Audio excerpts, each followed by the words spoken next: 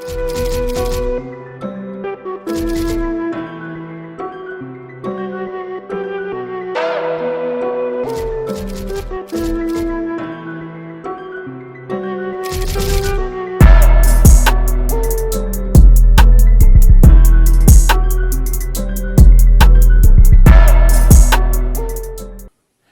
what up, YouTube? It's your boy Deuce Beats coming at you live from the It Doesn't Matter Podcast. And I got my brother in the building, Marley Mar. What up, Marley?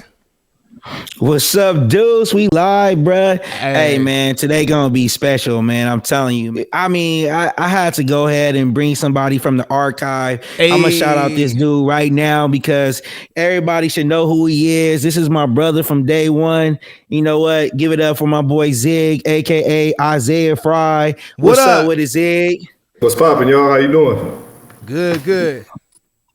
Yeah, man, I'm excited to have you on here, Zig. You the first guest, man. So you know what, man? I kind of want to get into it right now. You know what I'm saying? Tell us about, tell the world who you are, Zig. You know, let us know about your career. We gonna get into me and you, how we know each other, but give us a little something, bro. Well, a little backstory myself from Sacramento, California. Went to Jesuit Jiu-Jitsu high school out here in Sac, man. Met old Marley Mar over here at UNR. Hey, what number did you wear at Jiu-Jitsu? I was number 3, man. Number three? Okay. Yeah, number 3.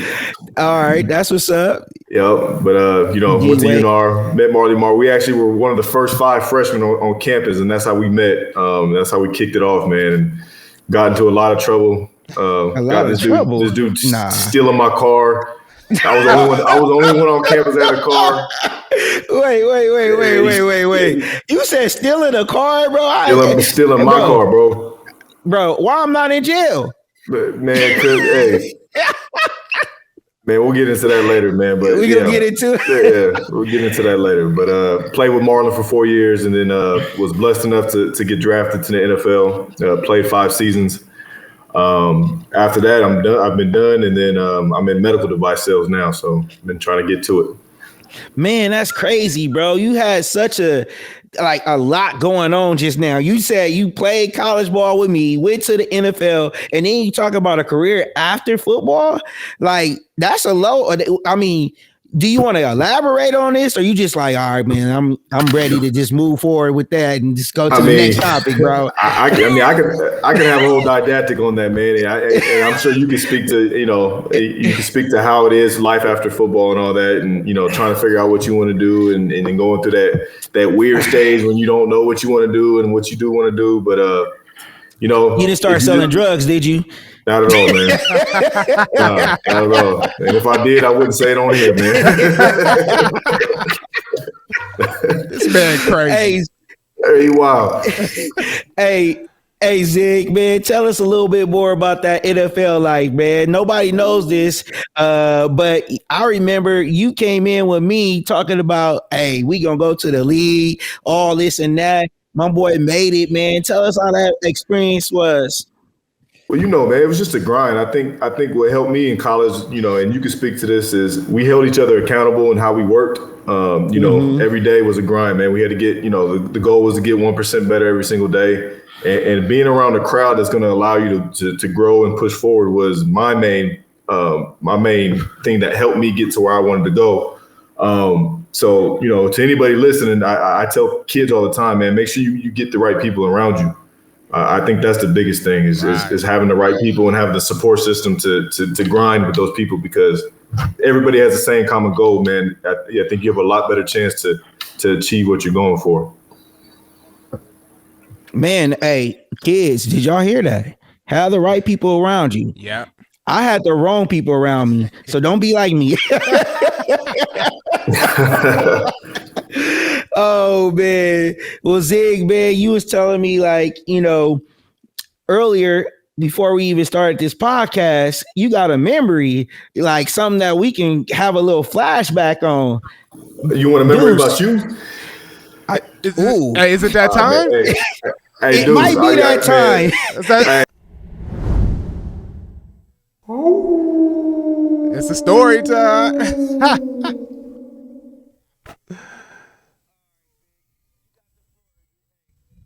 Let us have it, Zig.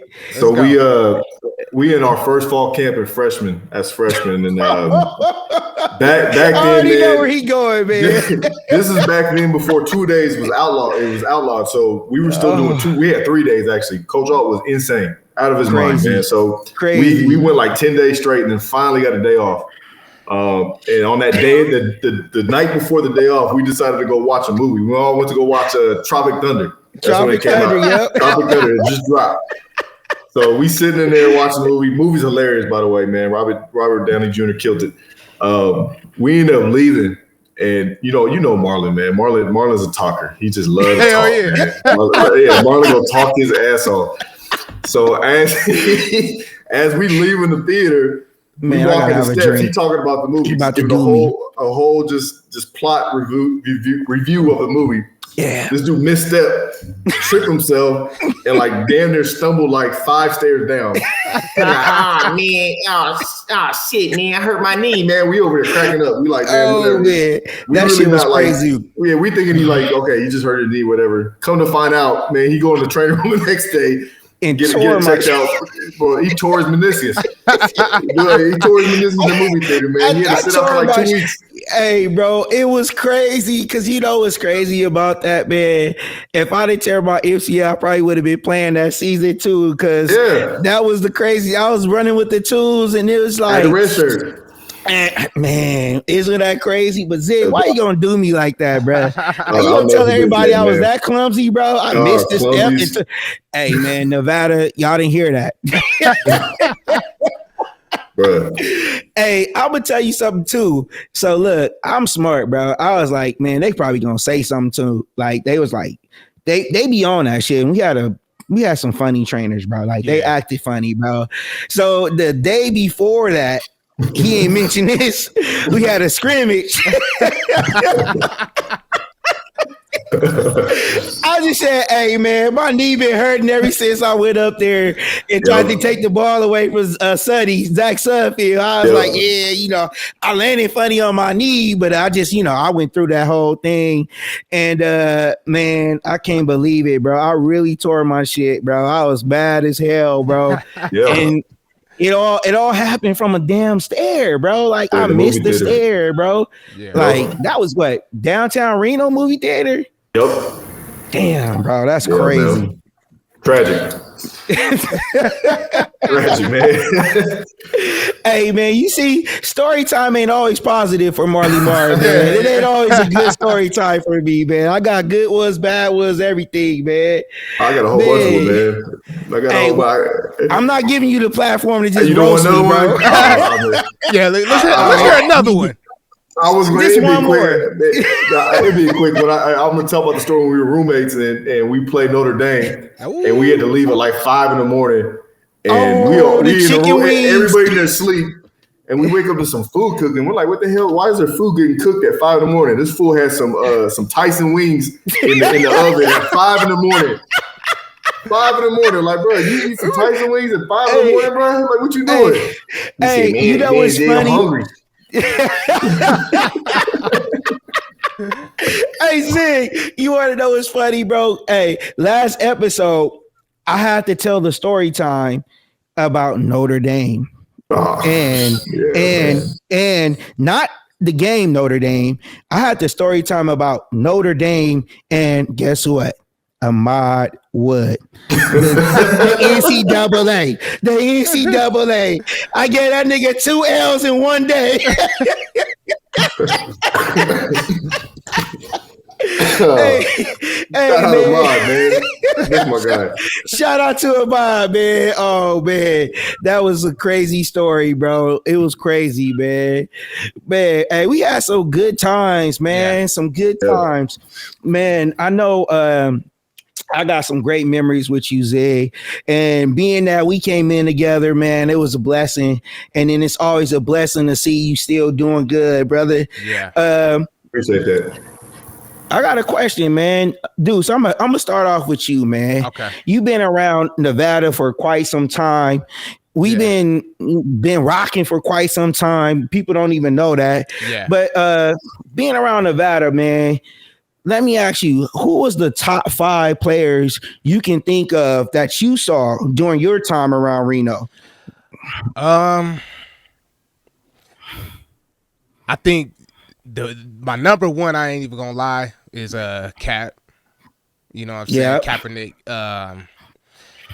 He was, when he took, I forgot the quarterback who started over him. Like, y'all know, for him, it was like Nick Graziano. Yeah, so like his whole career, like the quarterback got injured, he stepped in and took over. So, because like even when he went to the 49ers, Alex Smith got hurt.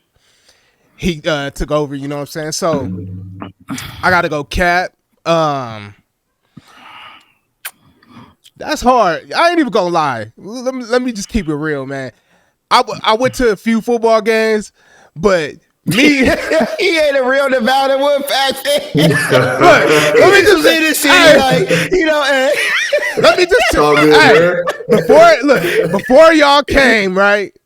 Fucking Nevada was trash as fuck. I ain't gonna lie. Damn. So I ain't never go. As a kid, I think I went to one football game at UNR. I went to a few basketball games. But yeah, like before y'all came, let me just say this. When y'all came and when y'all played, y'all turned the city up though.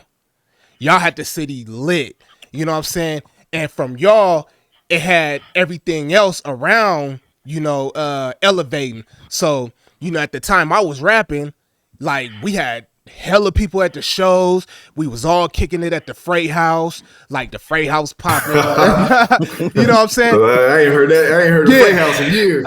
I even keep throwing another one out there. Who remember Club Bliss? Ooh. That was our first club. You know what I'm saying? That was over there off of 4th Street. Oh yeah, 4th Street. So 18 and older. Yeah. So let me just say, like, y'all are more qualified to speak on top 5, but you know what I'm saying? For me, I'm gonna say y'all all just turned the city up, and at that time period, that was one of my favorite time periods. Because y'all was doing y'all thing. So yeah, I'm gonna throw that back on y'all. Who was y'all top 5? I'm mad at you, bro. I can't be in your top 5, bro. You can't show me a little love. Nah, you sorry, bro. You're my top 5, man. You're my top 5. Both of y'all are my top 5. I appreciate you, man. Thank you. Zig, man, who you got top 5 Nevada, man, all time, bro? Man, and I'm gonna leave ourselves out of this because we'd probably be like part of a DB category, whatever. We can have that conversation. We sure will be because we held it.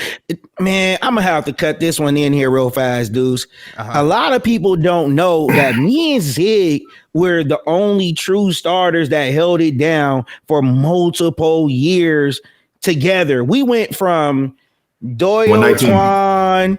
I mean, shit, bro. We was 119th defensive backs, bro. It was like DB was the worst at Nevada, bro.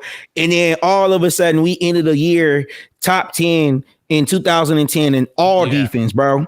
Like that's crazy. So in 2011, we were even better in pass defense in 2011. Our record wasn't better, obviously, but we had a transition because remember we lost everybody, bro. We lost the whole squad, and we still held it down on the defensive side. That's the crazy thing. But go ahead, Zed, do your thing, man. Top 5 all time, man. We've had some great players come through there. I think you all know. I think obviously number one's got to be Cap. Cap, he's a guy, man. He set the standard there, and we all kind of fell in place and did what we were supposed to do to get where we had to go. So, and then you can't leave out the older guys, man. You got the Nate Burlesons, got the Alex Van Dykes. I never got to see him, but I know he was very important in Nevada history. Is like Marion Motley. Remember Marion? Yeah. I see the picture every day. They always throw the old school cats up there. We know about them. We know. I'm not gonna throw him on my top 5 just because I've never seen him play. But I know, if you ask the old timer, he'd probably be number 1 on their list. But gotta mention him though. So, if I had to go, I'm gonna go Cap, Nate Burleson.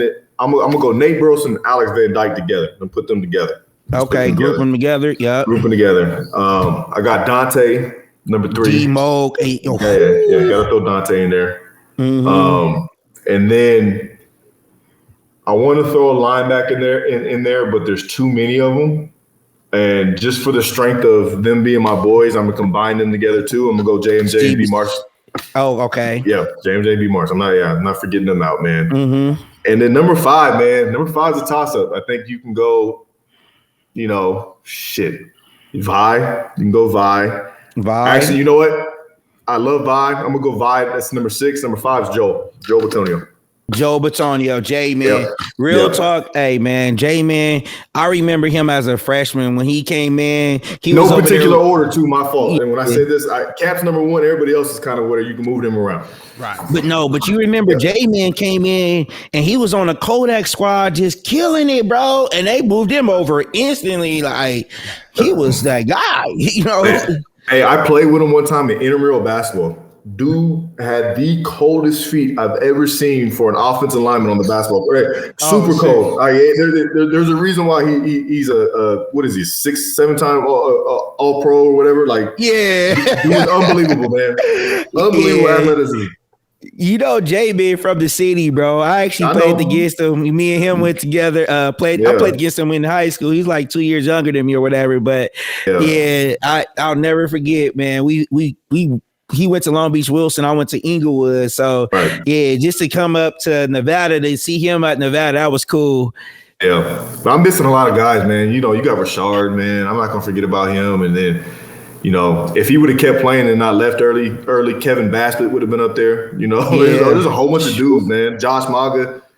I can keep going. Same here, bro. Same here.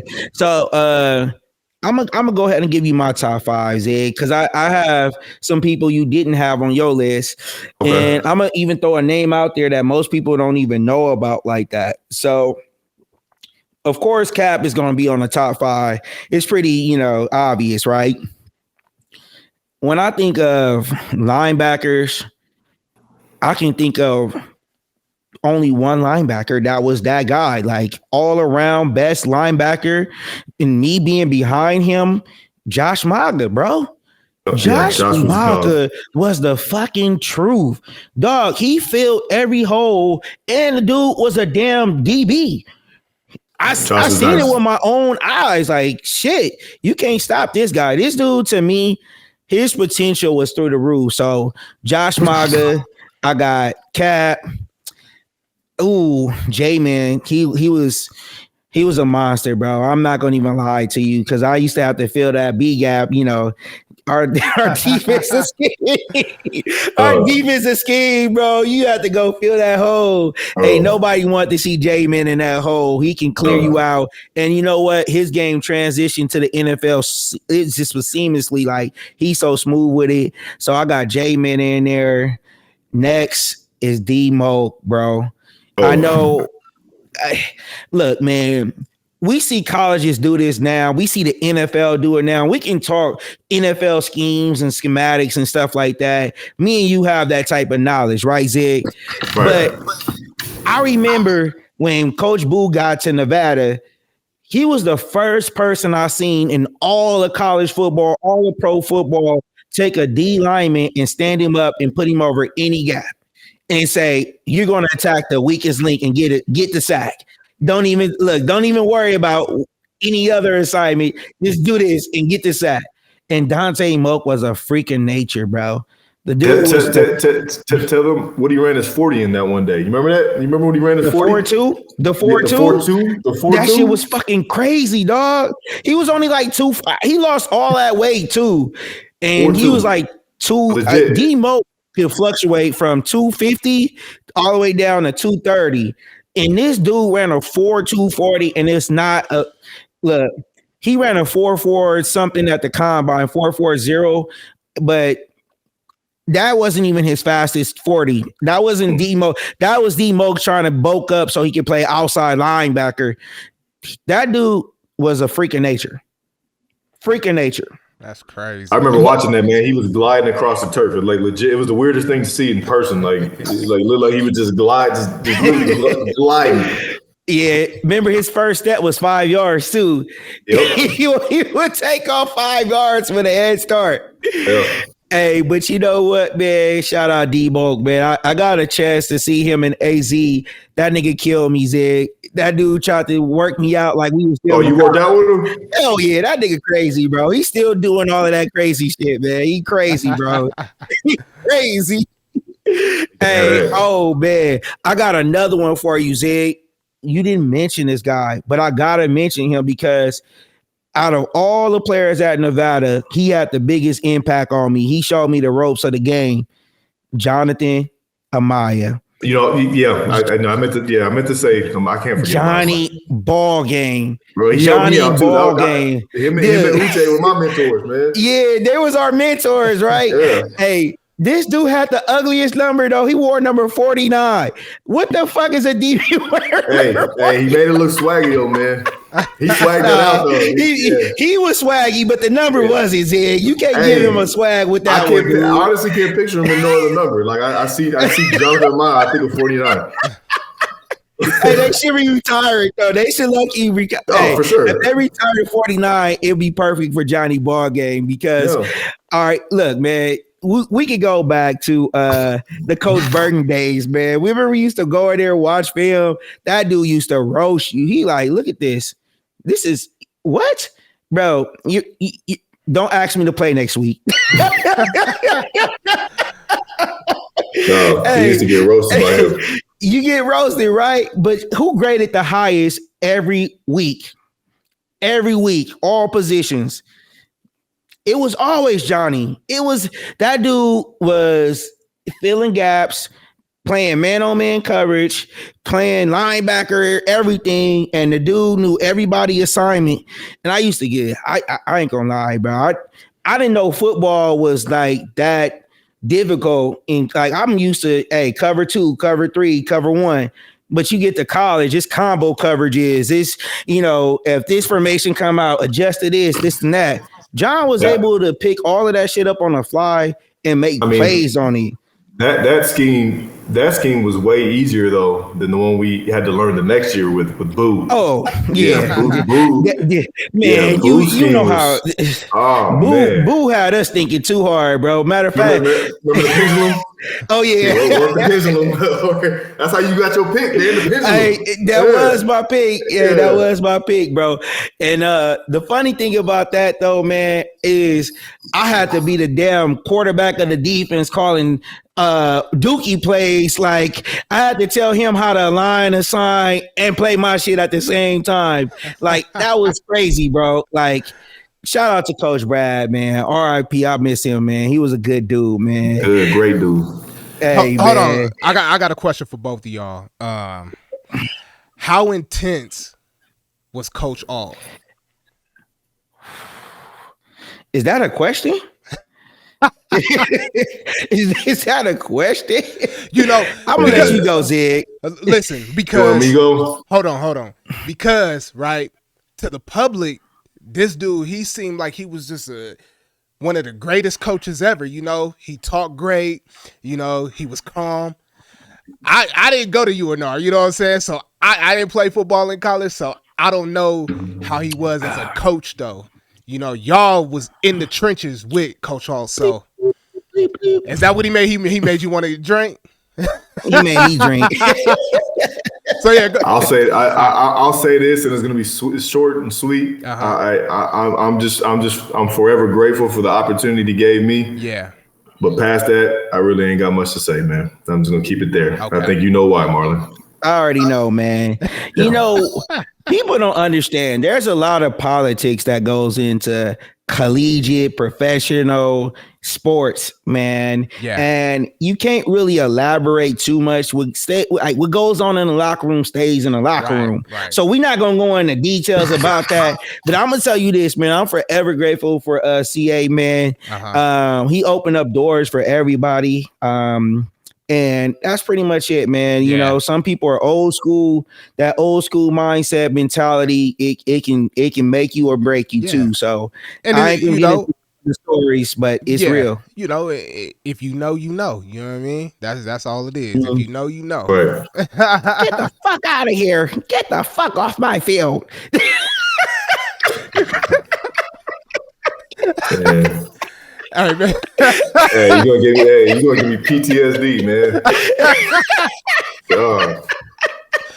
Man, I don't miss that shit one bit, bro. Hey, I don't think nobody got in more trouble than me in the DB backfield though. Cause no, he didn't. He liked you. He actually he never said shit to me, but he didn't like me really because I was the only one that didn't take his shit, and he didn't like that. Honestly, you know what? You remember when I punted the football in practice after I got the interception? That nigga was hot. Yeah, he was pissed. Yeah, he'll get mad as hell at you. Yeah. Hey, I'll tell the truth, bro. I had a love-hate relationship with CA, but you know what was funny about CA is he was a smooth player, bro. And I'll give you a backstory about something one time because I never told you about this, Zig. There was multiple times I quit Nevada, y'all. Like I quit Nevada 2008 when I first got there. I was like, man, Nevada. Like I had all of these guys. You know, Zig, I had a lot of scholars from Washington. I had a lot of back then. It was the Pac-10, so like. I had Pac-10 offers, Big Ten, or what was it, Baylor and Colorado. Like I had a lot of different scholarships. So I had pull. Like I was like, man, this nigga don't know. Like I'm leaving this shit, bro. And it was a couple of times, man, Coach Alt had to sit me down, man. And he told me some real shit. He was like, Coach Burton's not going to be here next year. And I'm just telling the truth, man. That was one of the things that really kind of like, you know, shook my head up because I didn't want to like leave somebody who believed in me. He was like, look, look, man, Coach Burton ain't going to be here next year. And I need you to come be ready to play. Now, did I let him down? Yeah, because I was doing stupid stuff, bro. I was in the dorms with BB guns. I was getting in trouble and stuff. And then, you know, I just couldn't hold myself together. It was just too fun in college, right? And then it was another time, man, actually before the 2010 season, that spring camp and spring ball lockdown, you know, did my thing, but it was a situation off the field that happened to me. And then they pulled me from the starting job in fall camp. You remember that, Zig? They gave it to Corbin. And funny thing about it is I still ended up starting, but the way it was like all in the media and stuff, it was weird. But I was the starter the whole time. They didn't want the media to know because my relationship was kind of shaky, bro. I just went to jail for a warrant. I feel like the 2 years we started together. So my junior, senior year, and then your sophomore, junior year. I feel like both years they were trying to find a reason to get to not start you for whatever reason, and you made the most plays on the field all the time, man. It didn't make any sense to me. Yeah, it was the defense like the back of the head, man. It was always getting picks. It was weird, bro. I'm gonna tell you, man. It wasn't. So that's when politics come into it. What happened my senior year, your junior year? I remember because there was a couple games were you out the first couple games or what happened? Remember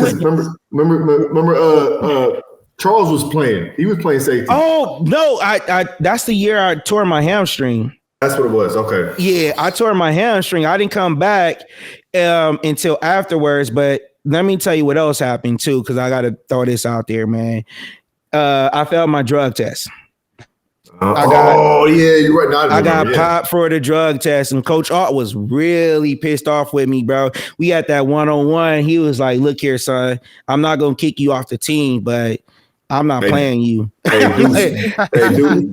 Dudes. By the way, in college, I was the pee guy, man. I had to pee, and everybody was fucking there about it, bro. Dang, man, you telling too much stuff, bro. You telling hey, man, nobody have to know how it worked, man. You know, you was our guy. You was our guy, man. Yeah, man. So he was, Zig forever be in my heart, man, because he ain't. You know what? He didn't even tell you more about the car story, how I stole his car. But shout out to Zig, man. Because man right here, look, man. Zig was always there for me, man. I was stranded one time, and Zig was there to help a brother out, man. Like, it was some things I did, and you know what, man? Yeah. Zig was always a real one, bro. Man, that's what's up, though. Hey, man, it's been a pleasure, Zig, with you having being on this show, man. We need that energy. You brought it today. Before we let you go, Zig, I know you out there in Sacramento. And I know you out there in Sacramento. So man, should I tell the story about how you made fun of Sacramento? No, we gonna skip. No, tell that story. No, we ain't getting past that. Time out. This dude gave me the most shit in college about coming from Sacramento. Like, man, Frey. He always used to call me Frey. My last name's Frey, but it's spelled Frey. Man, Frey, you from Sac, man. And then you went to Jiu-Jitsu High, man. I don't know where you from, bro. Jiu-Jitsu High. Hey, bro, I don't even know. Hey, fast forward 15 years. Ask this dude where he got his D to his house at. Oh my God. Ask where he got his D to his house at. Where? Go ahead and say it, Marlon. Hey, man, I can't give y'all information like that due to, Oh, you at the crib right now? You down the street from Louisiana Fried Chicken? Is that where you at right now? Or you down the street from Asian Occasion? Which one you down the street from? Man. Yeah, okay. Hey, I'm not going to say nothing about that, y'all. You know what I'm saying, man? Hey, Zig, man, we going to finish this off right, bro. So tell us what it is out here in Sac, man. Tell me your top 5, whatever, man. Sacramento things to do. Sacramento places you gotta eat at. Give me something, man. Leave me something. Okay, so food spots. Gotta go to Willie's, man. Willie's Burgers. Willie's Burgers is a spot that you gotta check out. Fire. Man, we ain't got much out here. Kings is the only professional team we got out here, man. Gotta check out a Kings game. That's Mando. Yep. We get the State Fair, man. State Fair. Whenever the State Fair comes, you got to go check it out. It only happens here because we're the capital. We are the capital of California, so you gotta take that for what it is. What else, man? I mean, there ain't much to do out here. I mean, See, I'm gonna tell you something about Zig, man. Mm-hmm. Zig is low key. He's very low key. Oh yeah, I can call this dude right now and be like, Zig, where you at? This nigga live right down the street from me, by the way. Right down the street from me, by the way. And then this nigga be like, yeah, man, I'm in Vegas this weekend. You know what I'm saying, man? I'm out here. Just last week we was in Vegas together. I didn't even know it. Slide in and out, man. In and out, bro. In and out. You ain't gonna know where I'm at. Wait, hey, hold on, Zig. Let me ask you something real quick. What was the transition like from college to NFL? Was it a whole different ball game? It was tough. I think, it was tough learning the playbook at first because they asked you to learn a lot during the play, which I wasn't used to. Like I consider myself a really, really heady player, smart player. Yeah. When you get to the NFL, they ask you to make checks on the go. And for example, I'll give you an example. You're playing a corner spot and we're in cover 2. You have to be able to play corner and play that flat, but then also say they're in I formation. You got to be able to see the flow of the running backs. And if they go away or two, if they went to you, like say the fullback and tailback went to you to corner, that means you lock on to number 1 during the play. Oh, that's crazy. But if they split or if they went away, then you're just playing your regular flat. It was the craziest thing in the world. So it took me a while to have to train my eyes to go from quarterback to receiver back to the backfield. You know what I mean? Or when I'm playing nickel, I gotta look at number 2, look at the quarterback to see if he play actions. If he play actions, then I'm carrying that seam down the middle of the field. There was a lot of stuff that you had to really reach your keys. That's crazy. Yeah, so that was an adjustment, man. And Marlon knows, we played a lot of cover 4 at Nevada, and I played corner and nickel, and it wasn't we had to learn a lot, but it wasn't as much during the play as it was when you got to the NFL. Yeah, that boy Zig was out there learning on the fly, man. He's smart, bro. Yeah, I'm telling you, Zig was a student of the game. a student of the game. Hey, one of the things that he do right now, dudes, I didn't even bring this up, is he a hell of a trainer, bro. Look, man, I seen this dude, man. I was telling Deuce the other day about these trainers on Instagram with 100,000 followers. It's just crazy how they be sitting here coming up with all of these drills and shit like that, and you'll never ever do. You know, I'm drinking this tequila, y'all. Sorry, I gotta. Hey, but no, on some real shit though, Zig. I was like, man, I know people who can put you in the right place if you go train with them. And this is actually one of the guys that, if my son wanted to play football, I would send him down there. Yeah. I would like literally work with this guy and like tell him, like, look, man, Zig played at every level and excelled at it. You know, I can speak for Zig as a player, but personally, I know him as a brother, not just a player. This dude was in my wedding, so you got to understand, I have respect for this guy, and we built that respect on the field. So it's not like these trainers that go to a coach's clinic one time and then all of a sudden they are professional because they know how to buy followers. They just out here just winning, bro. Off of these. You know, and I can get a whole conversation about how bad and how just watered down the training is now. The mistake a lot of people are making now is they're trying to develop skill too early on in life rather than building a base and having core attributes so you can add on to that Picasso that you built when this kid turns 14, 15 years old. You know, I'm very big on that, man, because you know, I have my son now, he's 8, about to be 9 in May, and I don't have him out there doing no releases as a receiver or doing no DB stuff. Like, he's doing straight footwork, and just general footwork. General footwork. That's all you need right now. Zig, man. And as you get older and you decide what position you want to play and whatnot, then you start to build on to that base that you've already developed. So, yeah. Zig, you just preaching, man. You just preaching. I tell these, I did some training, of course, you know, Zig, I do my training too as well.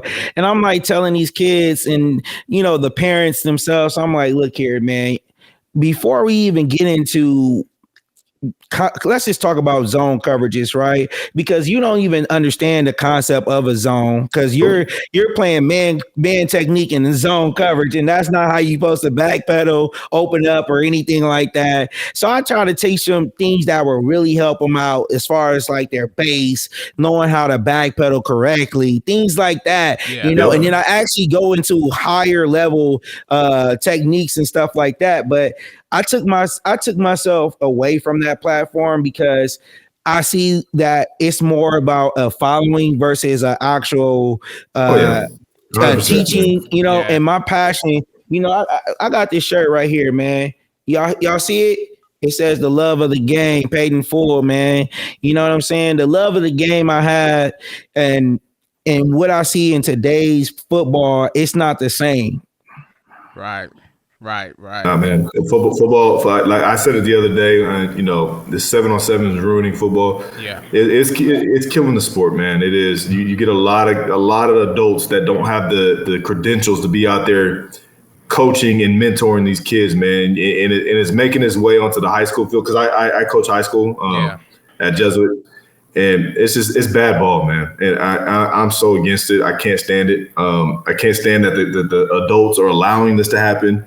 And I understand they're trying to make money off it, but it's all bullshit to me, man. I hate it. Do you think that what's happening is these parents are trying to live vicariously through their kids?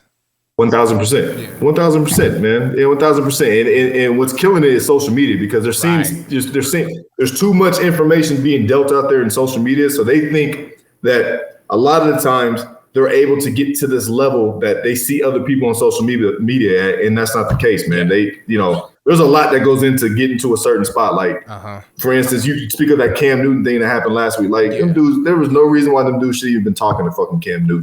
There's Cam Newton. There's Cam Newton, and then there's those clowns that, you know what I mean? Like, well, you're not on Cam Newton level, man. Yeah. Like let's call a buck, man. Right. Like, you got to get up out of here with that.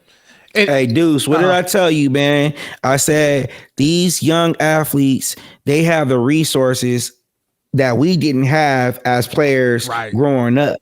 And because these resources are accessible to them, they don't appreciate them. Because when we were growing up, we didn't have that. We had to earn it. I remember the first NFL player I got to see was at a camp. And you had to pay to go to that camp. You couldn't even see nobody at a 7-on-7. And how amazed were you just to see him? Like to see him in person, like crazy, man. It was crazy, dude. It was man, I can't remember his name right now. It's gonna come to me. But linebacker for the Patriots with the Jerry curl, black dude from Long Beach. Willis. It's gonna come to me, man. If not, but he won 2 Super Bowls. I can't think of his last name, but yeah, man. I just think that these players, being that they're able to reach people, get access to us, I agree. It's crazy. Yeah, I agree, man. I was out, man. I was 22 years old when I got drafted and went to Chicago Bears. I had a whole bunch of veterans. I was still starstruck when I was able to meet Brian Urlacher and Lance Briggs. That was unbelievable to me. You know what I mean? I'm like, dude, I'm in the same locker room as 2 Hall of Famers, and then Lance. To speak of Lance, he's from Sacramento. I was watching him since I was 8 years old, so it was, that was unbelievable to me. And these kids they take that shit for granted, man, for real. And honestly, like I think y'all right, because what's happened with social media is putting everybody on the same platform. You know what I'm saying? Everybody on the same level, or this is what people are feeling. You know what I'm saying? So you got Cam Newton, you know what I'm saying? But these parents and kids are feeling like they at this level too, and that's why they feel like they could talk to you a certain way. You know what I'm saying? Exactly. He had a case where a kid was like, man, why should I listen to you? You not even signed. You know what I mean? Like you're a free agent. You're a free agent. Like, come on. This man was an MVP. Crazy. And he's coming to teach y'all, and you can't even respect him. Like, that's crazy to me. It's crazy, man. Unbelievable. I wish my son would when he gets older. I will slap the dog shit out of him. That's real. That's real, though. I will slap the dog shit out of him. Man, I've never recall talking to a professional like that, man. Like, dude, who are you? Exactly. Man, that's crazy. Yeah, man. Hey, Zed, I appreciate you so much coming on the show, man. You are first guest. Man, I just want to say this, man. Anything you want to leave the audience, anything you want to say, man, it's the It Doesn't Matter podcast. We don't care. So whatever you got to say, if you got something to say, let it out. If not, we good. Man, I appreciate you too for just having me on, man. I think what the message I leave, man, is just, if you want something, man, just put your head down and grind. I think that's the biggest thing. I think, like Marlon knows, man, that was the mantra growing up, man. Put your head down and go. So, man. So, leave them with your social, Marlon. Man, it's Marlon.Johnson.8.